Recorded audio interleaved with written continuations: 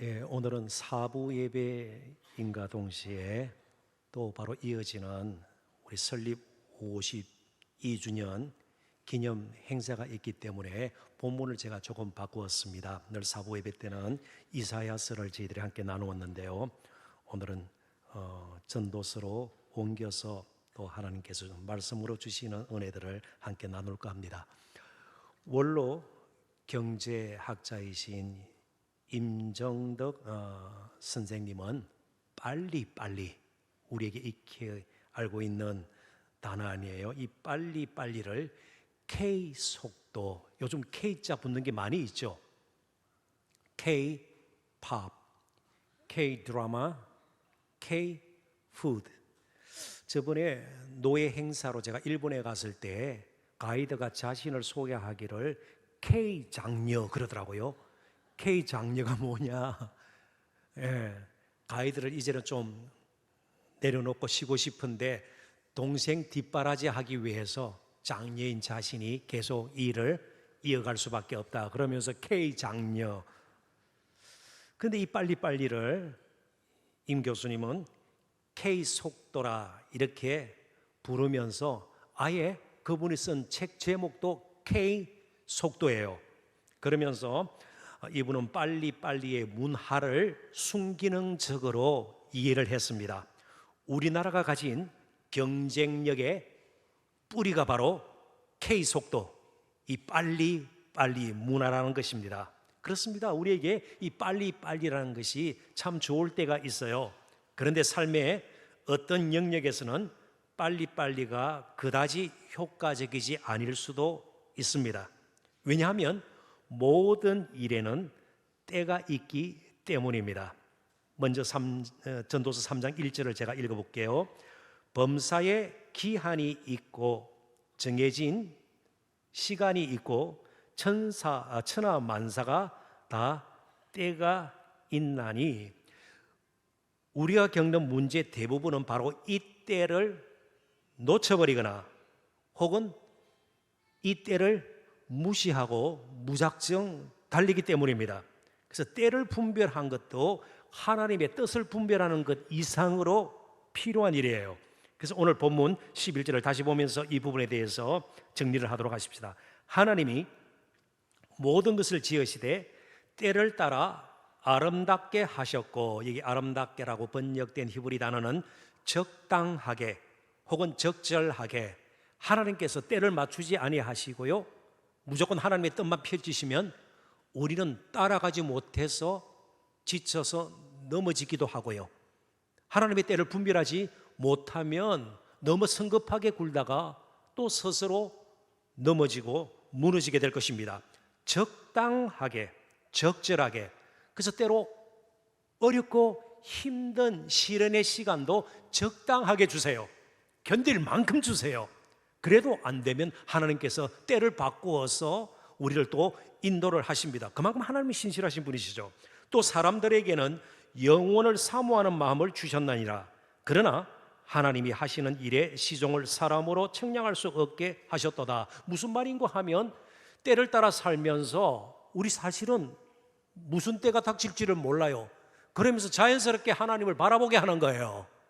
나 스스로를 바라보면 너무 낙심이 되고 억울하고 분해서 견딜 수가 없는 때가 있어요. 이런 때, 이런 낭패를 당하고 그러면서 스스로 마음을 위로하려고 하지만 전혀 위로가 되지 못하고 더 마음에 깊은 상처를 입을 때도 있습니다. 그래서 14절은 더욱더 분명하게 이 부분을 우리에게 설명하고 있죠. 하나님께서 행하시는 모든 것은 영원히 있을 것이라. 그 위에 더 할 수도 없고 그것에서 덜 할 수도 없나니 하나님이 이같이 행하심은 사람들이 그의 앞에서 경외하게 하려 하심인 줄을 내가 알았도다. 왜 하나님께서 예측 가능한 대로 우리를 늘 인도하시면 좋을 텐데 그러면 시험거리도 없고요, 또 더 효율적으로 우리가 살아갈 수 있을 것 같은데 앞날을 전혀 알지 못하게 어떤 때가 무슨 때가 닥칠지를 모르게 하는 것은요, 하나님만 경외하고 또 그분만을 의지하며 살도록, 사실은 그러면 훨씬 더 낭패당하는 일, 낙심거리가, 시험거리가 줄어드는 거 분명합니다. 전도서의 저자인 솔로몬 왕 많은 일을 했을 거예요. 성전도 짓고 왕궁도 짓고 말이죠. 여러 처척과 결혼 생활도 해야 됐고요. 이방 나라와 외교 관계도 만만치가 않았습니다.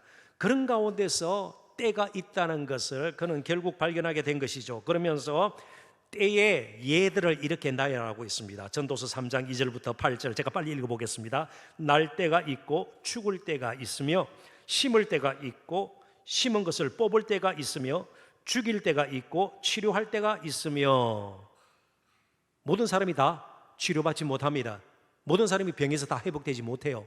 죽는 경우도 있습니다. 죽일 때가 있고 치료할 때가 있으며 헐 때가 있고 세울 때가 있으며 그렇습니다.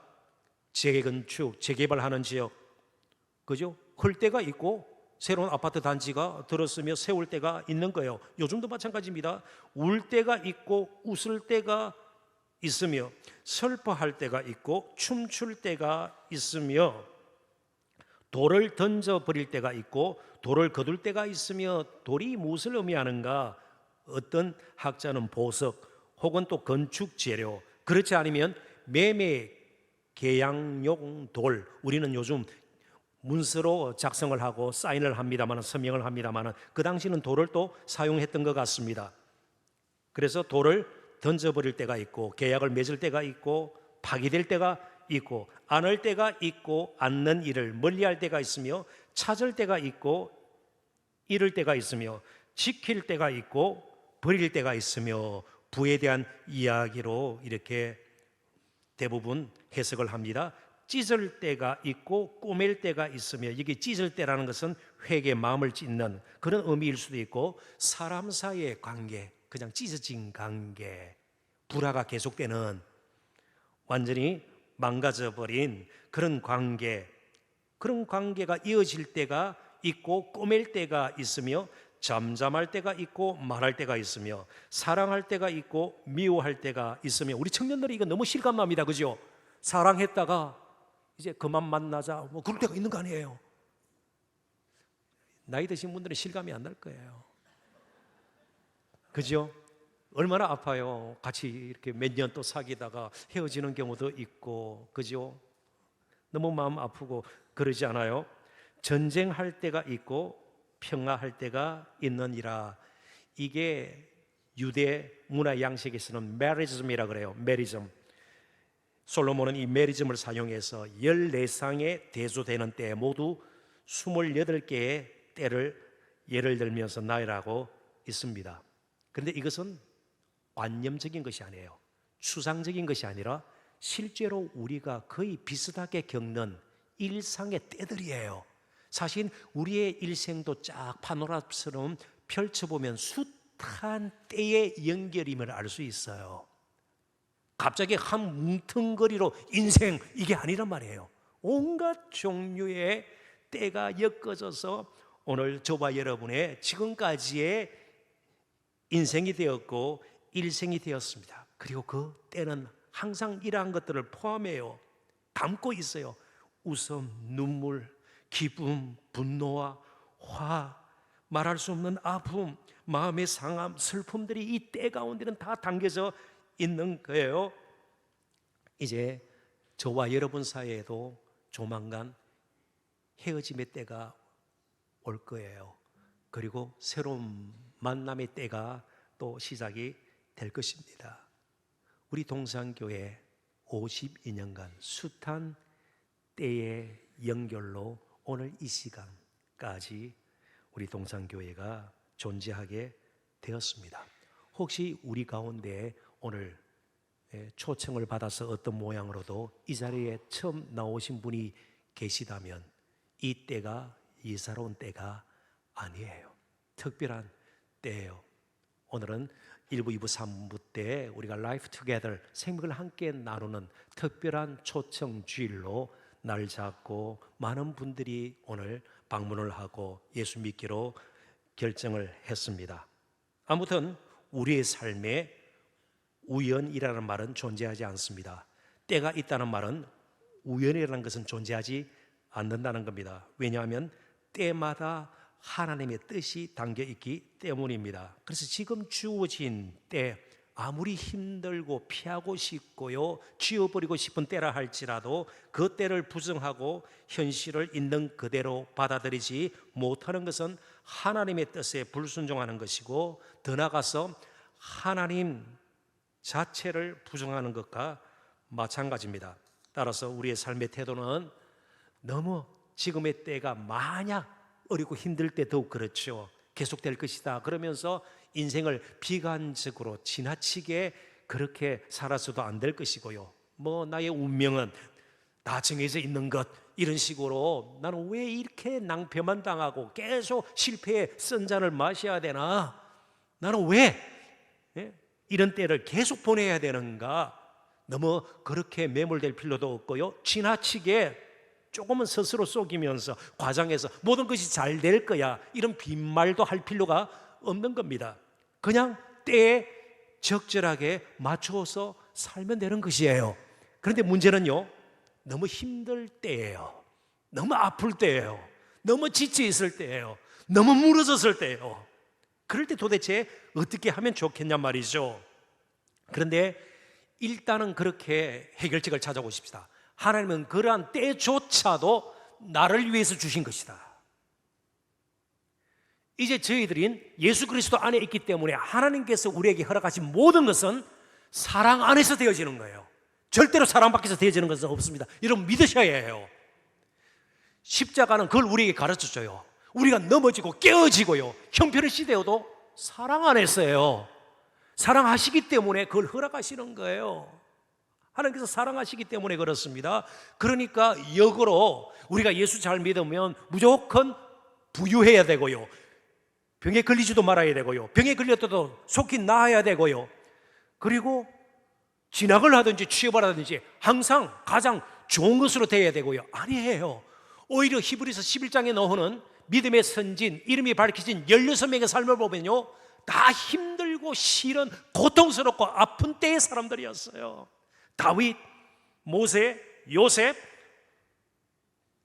아브라함 다 보십시오. 얼마나 힘든 때, 때로는 자식을 내어놓아야 할 그런 엄청난 때를 견뎌야 했고요, 다윗도 피신하면서 하나님만 붙들 수밖에 없는 그런 때를 지내야 했습니다. 자, 그렇다면 하나님께서 결국 때를 주시는 근본적인 이유가 무엇입니까? 하나님께서 원하시는 것은요, 우리의 온전함이에요.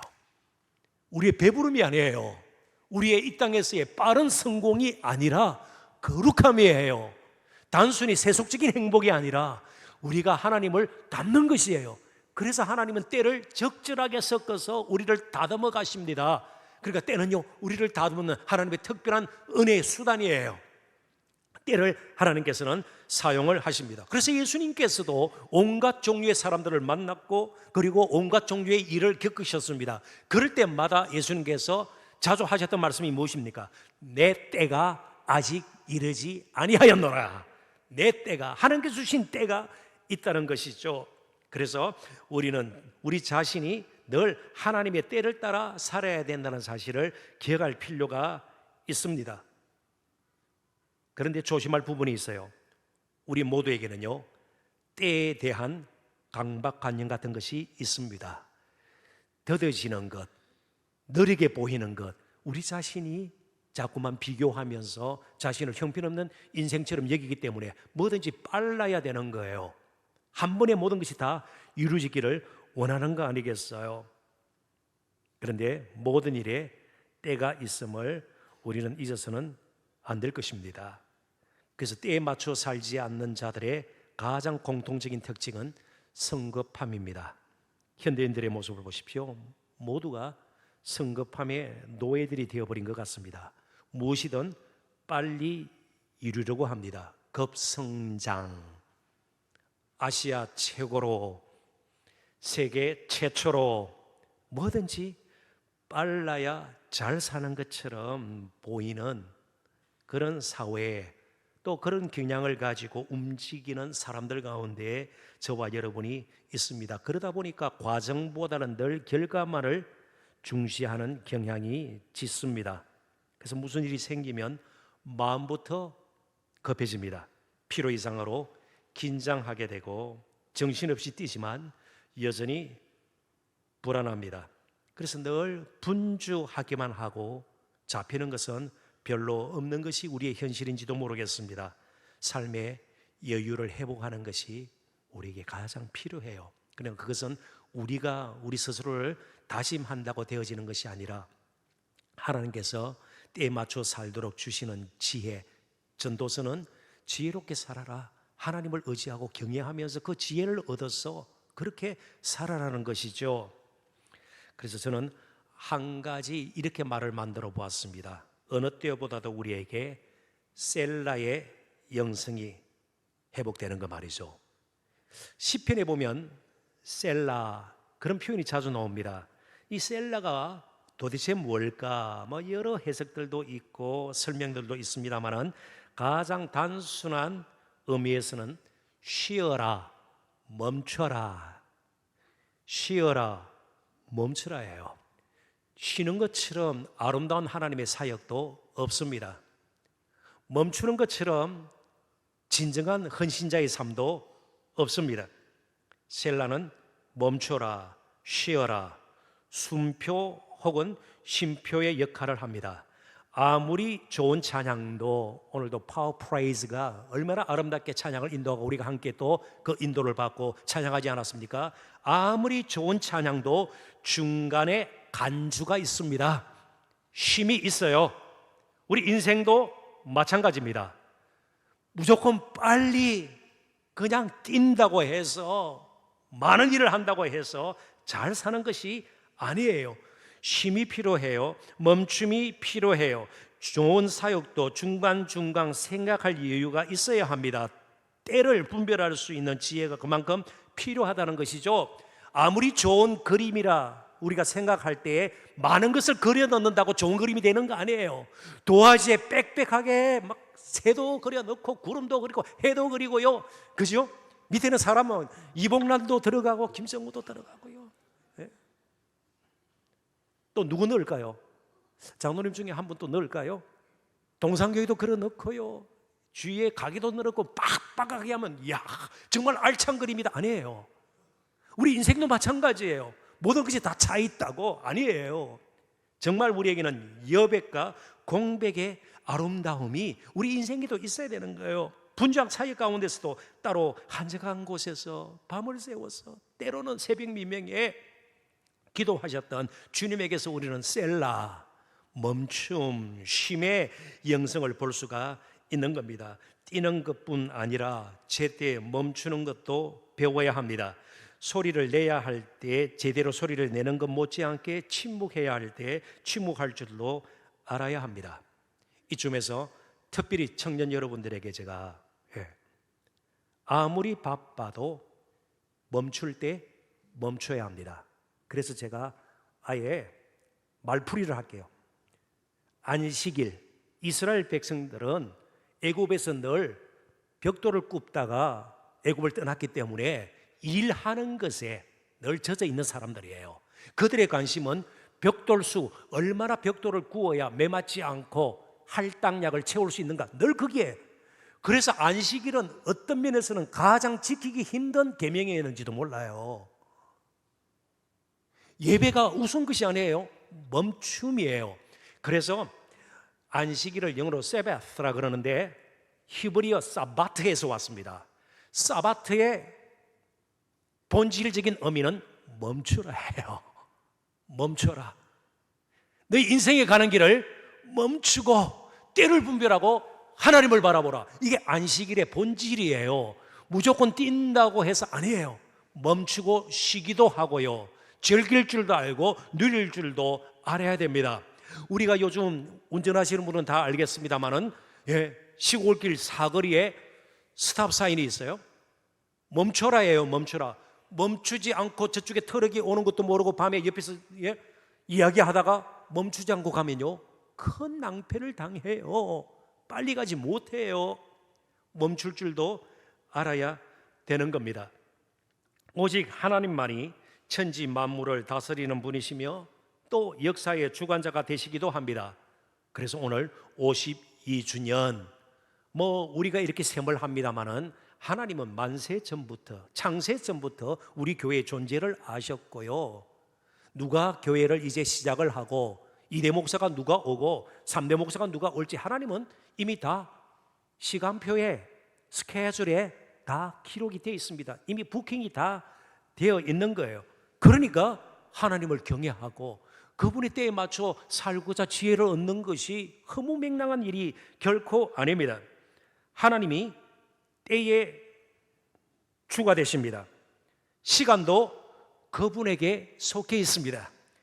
기껏 우리의 헌신 이렇게 할 때 우리의 가진 재물도 재능도 지식도 다 하나님께 속한 것입니다. 그런데 시간만큼은 하나님께 돌려드리지 않는 이상한 당당함이 우리에게 있어요. 시간의 소유권자도 하나님이세요. 시간을 있게 하신 분이에요. 저와 여러분의 인생 얼마나 될지는 모르겠지만 그 인생의 때 하나님께서 주신 겁니다. 그렇기 때문에 저와 여러분이 이제 물질의 청지기 뿐만 아니고 시간의 청지기로 또 살아가야 됩니다. 이제 좀 말씀을 정리할까 합니다. 우리 인생의 막을 내려야 할 때가 언제인지 알 수 없는 것이 때로는 우리를 두렵게 하기도 합니다. 지나고 나니 저도 20대, 30대를 지난 것 같아요. 20대 때 참 꿈 많을 때 정치 외교 학도로서 외교관이 되어서 전 세계를 좀 다니다가 마지막에 이제는 고국에 정말 헌신하는 정치인이 되겠다. 전혀 맞지 않았습니다. 물론 해외에서 나그네 삶을 살다가 2009년에 들어왔다가 이제는 좀 저도 멈춤의 때가 온 것 같습니다. 정말 45년 동안 건속으로 교회를 출석하시고 예배드렸던 우리 믿음의 선배들이 정말 늠름하게 우리 앞에 앉아 계십니다. 정말 하나님 뜻과 때에 따라 지금까지 달려온 길 결코 헛되지 않을 거예요. 정말 우리 믿음의 선배들을 위해서 한번 박수를 칠까요? 네.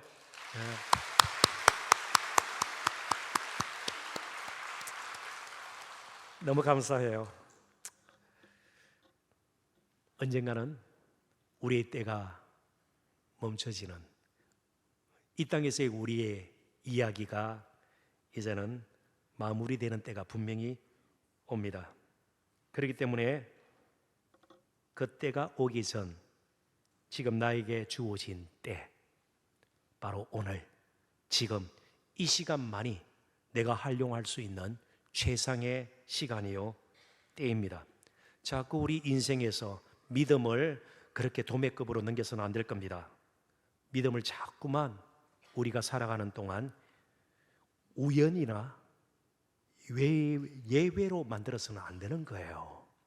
오히려 지혜를 얻어서 아무리 힘들고 어려운 때라도 그걸 이겨내고 그 가운데서 하나님의 뜻을 펼쳐내는 능력으로 삼아야지. 자꾸만 믿기 때문에 예외고, 믿기 때문에 나는 일상에서 벗어난 특별한 자꾸만 이런 식으로 가면 우리의 낙심거리도 더 커지게 될 것입니다. 대신 지금을 즐길 줄도 알아야 됩니다. 그래서 52주년 감사하면서 아픈 일도 있었고요, 피하고 싶은 때도 분명히 있지 않았어요. 그렇지만 오늘 함께 하나님께 감사할 뿐만 아니고 즐기도록 하십시다. 그걸 셀리브레이션이라 그래요. 셀리브레이션. 정말 축제 같은 이 오후를 보냈으면 좋겠습니다. 12절 13절 이제 볼까요? 사람들이 사는 동안에 기뻐하며 선을 행하는 것보다 더 나은 것이 없는 줄을 내가 알았고, 사람보다 먹고 마시는 것과 수고함으로 낙을 누리는 그것이 하나님의 선물인 줄도 또한 알았도다. 우리 사부 예배 나온 청년들은 잘 모르겠지만 1부, 2부, 3부 때 무슨 일이 있었는가 하면 밥차가 왔어요. 카페 차가 왔어요. 너무 억울하다 지금 그런 표정인 것 같네. 그래서 일단 다 돌아갔고요. 다 돌아갔고 다음에는 좀 더 우리가 폭넓게 함께 누렸으면 좋겠는데요. 정말 이 시간 너무 강박관념 가지지 말고 즐길 줄도 알아야 합니다. 그래서 제가 한 학자, 유대인 심리학자요, 빅터 프랭클이라는 사람이 있는데 로고테라피, 의미를 찾는 인간, 이런 책을 썼습니다. 그러니까 2차 대전 당시 독일 나치가 유대인들을 포로 수용소에 잡아놓고 600만 명을 학살하지 않았습니까? 그때 수용소에서 겪었던 체험을 그가 이야기를 해요. 수용소에서 제일 무서운 병, 그러니까 뭐 아무런 낙이 없고 하루하루 그냥 가스실에 가서 죽는, 정말 이런 때가 어디 있냐, 이런 처참한 때가 어디 있냐, 그런 하루하루를 보내는 그런 가운데서 제일 무서운 병은 삶에 대한 의욕을 잃고 마지막에는 자신의 자신됨을 포기해버리는 것이라 했습니다. 질병과 굶주림, 그리고 열악한 환경과 죽음 가운데서 그가 내린 결론이 바로 이것입니다. 제가 인용을 합니다. 어떻게든 열심히 살아남는 것이 진실을 밝히는 것이요, 나치의 만행을 밝히는 것. 무슨 폭동을 일으키고 그럴 만한 힘이 없어요. 다 잡혀온 유대인들에게는 힘이 없어요. 그냥 내가 살아있는 것, 그 무서운 죄악을 고발하는 길이다. 앞으로 개인적으로, 가정적으로, 교회적으로 청년 여러분, 그리고 성도 여러분, 믿음의 선배 여러분, 어떤 일이 있더라도 자신을 미워하거나 현재 주어진 삶을 스스로 혐오하면서 싫어하면서 부정하지 마시기를 바랍니다. 하나님의 때가 있고 하나님께서는 모든 것을 아름답게, 적당하게, 적절하게 허락하셨다는 사실을 꼭 기억을 하십시오. 믿음은 보배를 찾아 헤매는 것이 아닙니다. 진정한 보배이신 예수님이 이미 우리 안에 계시니 우리가 보배처럼 사는 것이 믿음입니다. 그리고 때에 맞춰서 사는 것이 진정한 믿음입니다. 말씀을 맺으면서 저는 이분의 말이 결론과 같은 것이다, 결론 삼아도 좋겠다 생각을 하게 되었습니다.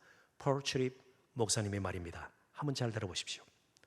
하나님의 일은 한 차례의 사건이 아닌 긴 과정입니다.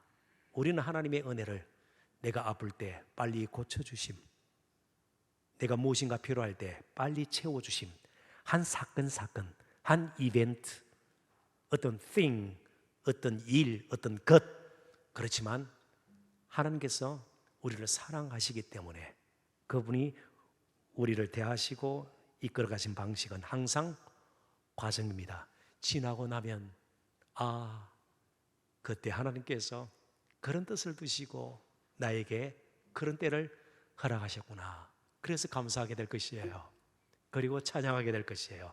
그리고 하나님은 신실하시다, 엄청난 고백을 하게 될 것입니다.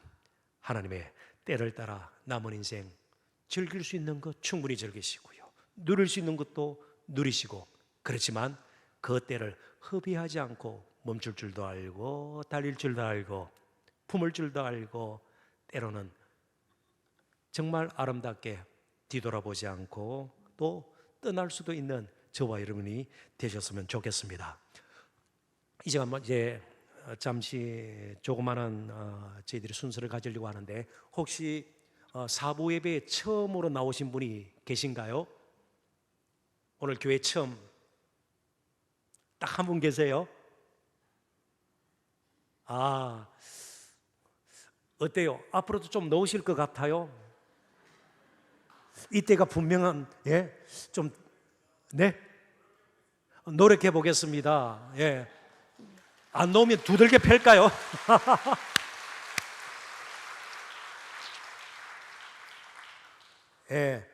저는 아무것도 보장드리지 못해요. 지금 공부하고 계시나요? 직장 생활 하시나요?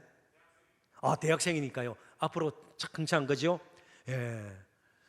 정말, 정상적으로 우리가 살게 되면, 한국의 평균 연령으로 살게 되면 앞으로 창창한 날들이 남아 있는데요. 한번 이제부터는 무슨 일이 닥칠지 모르지만 예수님이 나의 인생의 좀 주인이 되어 주셨으면 좋겠습니다. 내 앞길에 항상 먼저 가시는 좀 목자가 되어 주셨으면 좋겠습니다. 그래서 제 인생을 한번 맡겨드리기를 원합니다. 그게 믿음이에요. 한번 그렇게 해보시겠습니까?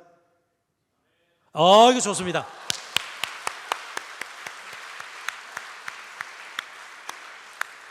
예, 그래서 오늘 너무 기쁜 날 같아요. 이렇게 우리 청년께서 이렇게 대학생 몰라요. 저도 그러다가 목사가 됐거든요.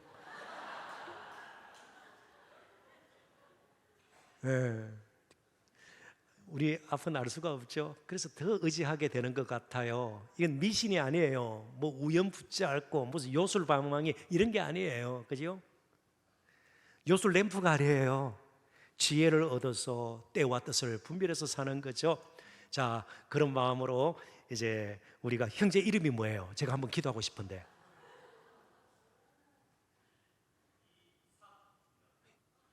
이삭.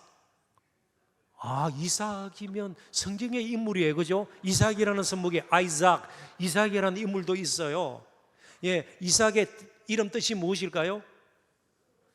웃음이, smile, laugh, 웃다. 거기서 나온 단어예요. 그래서 지금 너무 인상이 좋아요. 자, 제가 한번 이삭 형제를 위해서 그리고 또 우리 모두를 위해서 또 주신 말씀을 생각하면서 잠시 기도할게요. 하나님 아버지.